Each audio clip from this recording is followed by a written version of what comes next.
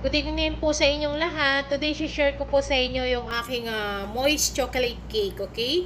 Marami po akong gagawin, kaya marami po tong ingredients ko. Kung kayo pong gagawa, pwede nyo po silang ati-atihin, okay?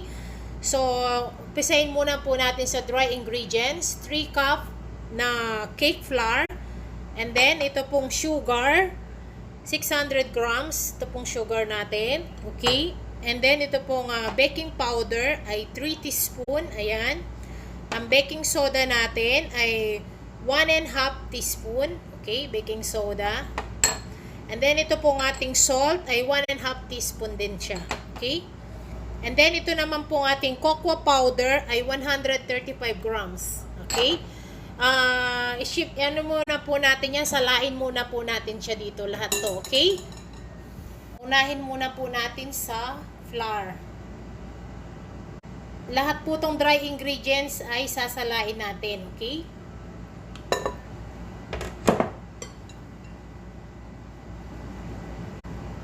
Tapusin ko lang po lahat sila.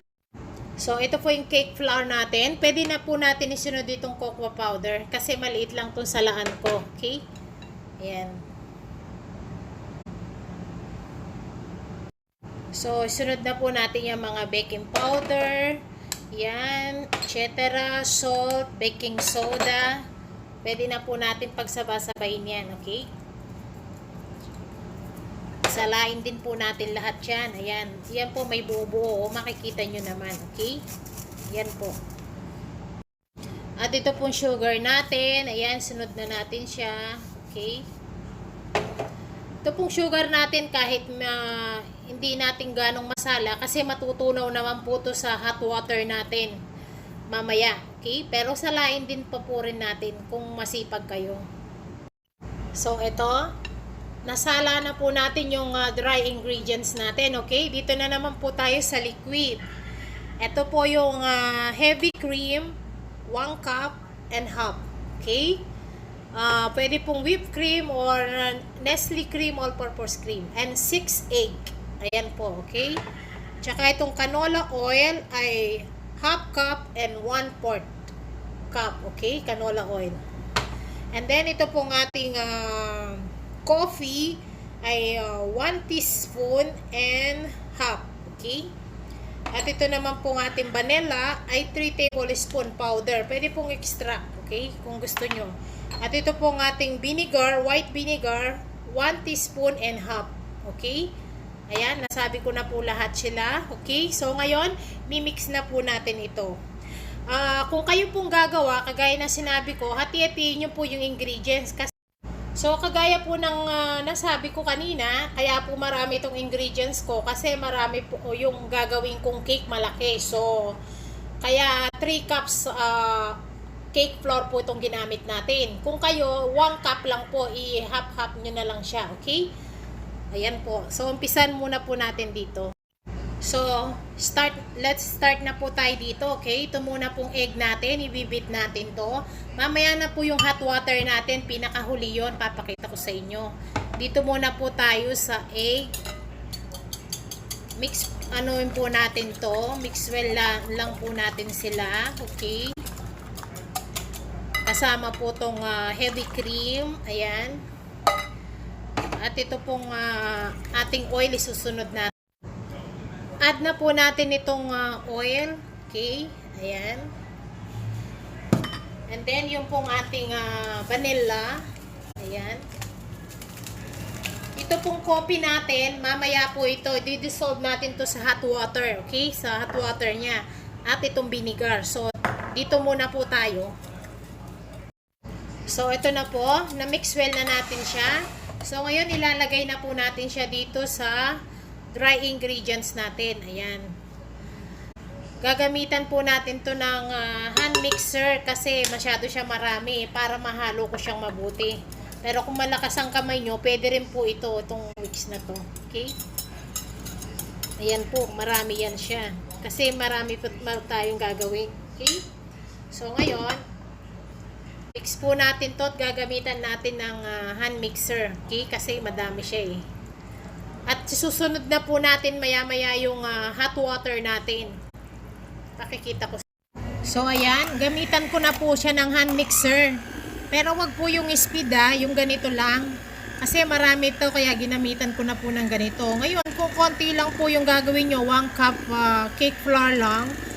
Kahit po manual nyo na lang siyang ihalo, pwede naman. Kasi ito madami siya eh. Ayan, daan-daan lang po yung hand mixer, wag po speed, okay? Hanggang ma-mix well lang po natin siya. Then i-add natin yung hot water natin. Ayan, add na po natin itong coffee, okay? Dissolve muna po natin to sa konting mainit na tubig. Ayan. Para po ano siya, matunaw yung coffee kasi yung coffee ko hindi siya instant. Okay? Ayan po, ihalo ko na siya. And then sunod na rin po natin yung 1 cup na 1 cup na hot water. Kailangan po yung hot water nyo mainit na mainit, okay? Ayan, 1 cup. Tsaka po, half cup. Okay? Kailangan po mainit na mainit ito. Ayan. Yan po yung magpapamoy sa kanya. Then, start na po natin siya.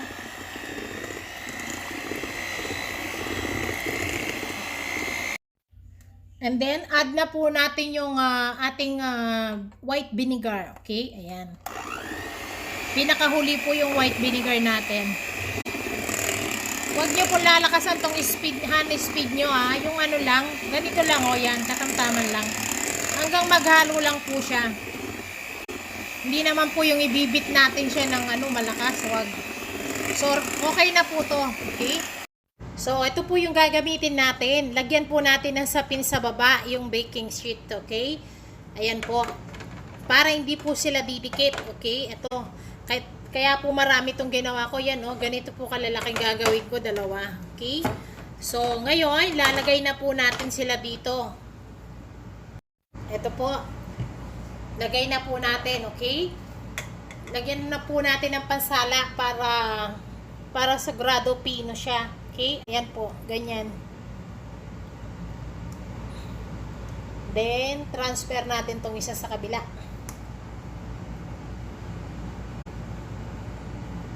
Ayan po. Ganyan lang. So, ngayon, i-bake na po natin ito ng 170 Celsius. Okay? Mga 45 minutes to 40. Okay? Balikan po natin. Ito po. Luto na sila. Ayan. Nag-crack doon kasi tinusok ko siya ng stick. Tinry ko siya kung okay na.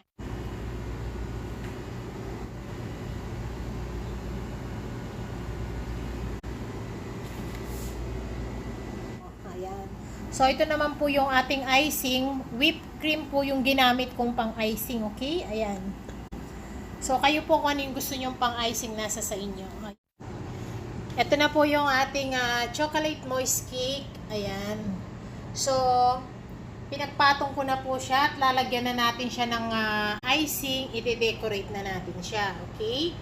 So, ayan po siya.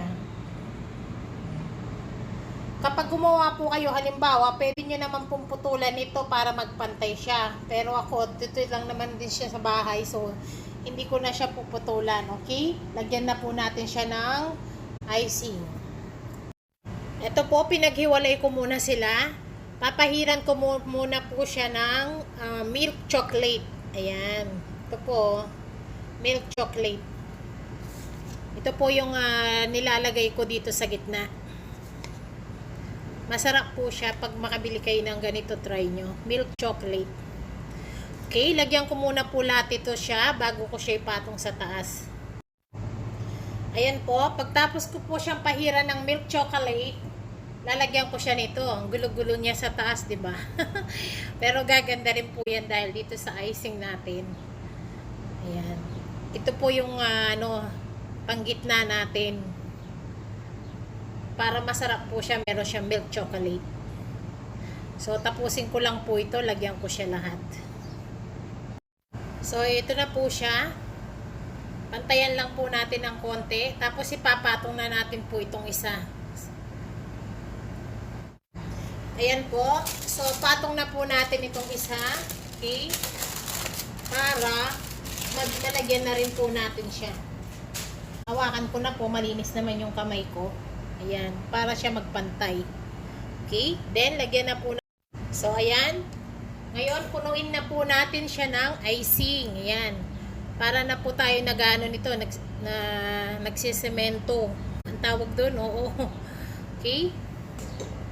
Balutan lang po natin siya ng icing. Lahat-lahat. Nakapaikot. Okay? Ayan. So, ito na po. Ayan. Nakabar ko na po siya ng icing. Ayan na po yung ating cake na chocolate moist cake. So, hindi ko po talaga tinakpan nito para lalagyan ko po kasi siya ng chocolate syrup sa taas. So, kahit hindi ko natakpan tong design na to, sa baba lang. Okay? Pakita ko po sa inyo. So, ayan na po siya. Ayan. Ang laki-laki niya. Pero masarap po yung ating chocolate moist cake. So, ngayon, lalagyan na po natin siya ng Hershey syrup sa taas. Okay? Ito lang po yung design ko. Okay? Simple lang siya. Ito, pakita ko po sa inyo. Ganyan lang po.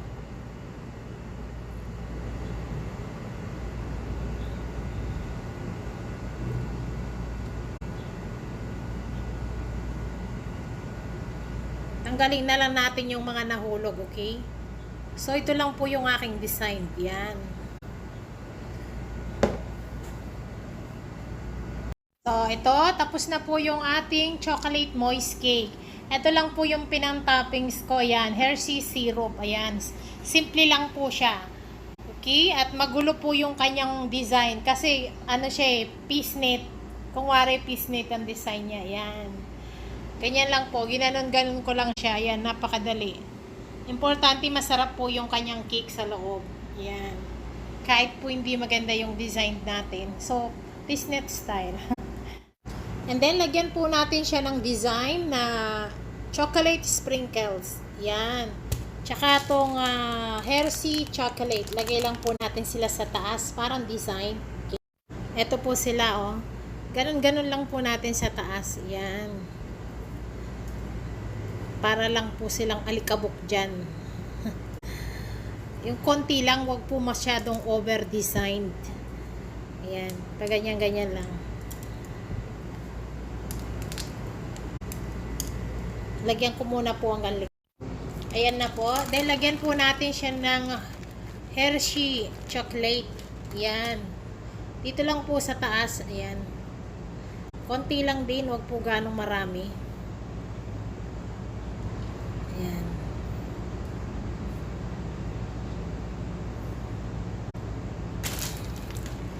Para lang po meron siyang anik-anik. Nagsitapon na po yung aking mga design.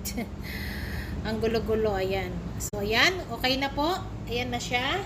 Ang ating maraming buting-ting